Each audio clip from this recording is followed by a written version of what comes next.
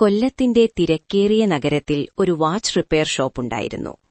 ആ ഷോപ്പിന്റെ ഉടമയായിരുന്ന വിഷ്ണു ഒരു ശാന്തനായ മനുഷ്യനായിരുന്നു. സമയം നിർത്താനാകില്ലെന്നറിയാമായിരുന്നെങ്കിലും തകരുന്ന വാച്ചുകൾ ശരിയാക്കുന്നത് അവന്റെ ജോലിയായിരുന്നു. ഒരു ദിവസം ഒരു പെൺകുട്ടി ഷോപ്പിൽ കയറി. അവളുടെ പേര് അതിഥി. അവളുടെ കയ്യിൽ ഒരു പഴയ വാച്ചുണ്ടായിരുന്നു. ഇത് ശരിയാക്കാമോ? അവൾ ചോദിച്ചു. വിഷ്ണു വാച്ച് നോക്കി.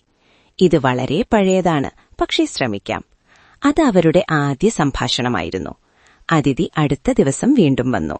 ശരിയായോ? അവൾ ചോദിച്ചു. വിഷ്ണു ചിരിച്ചു. ഇനിയും കുറച്ചു സമയം വേണം.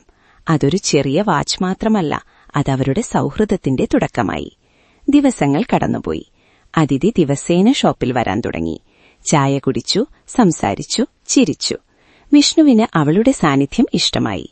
ഒരു ദിവസം അവൻ ചോദിച്ചു, ഈ വാച്ച് നിനക്ക് ഇത്ര പ്രധാനമാണോ? അതിഥി കുറച്ചു നിമിഷം നിശബ്ദമായി. പിന്നീട് പറഞ്ഞു, ഇതെന്റെ അച്ഛന്റെ വാച്ചാണ്. അവനിനിയില്ല. ഇതുമാത്രമാണ് അവന്റെ ഓർമ്മ. വിഷ്ണുവിന്റെ മനസ്സ് മൃദുവായി.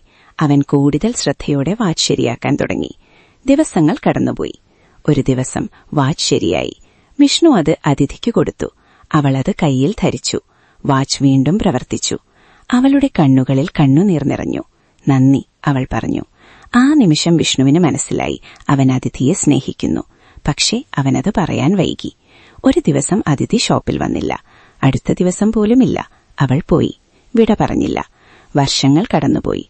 വിഷ്ണു തന്റെ ഷോപ്പിൽ തുടരുന്നു. പക്ഷേ ആ വാച്ചിന്റെ ഓർമ്മ അവന്റെ മനസ്സിലുണ്ടായിരുന്നു.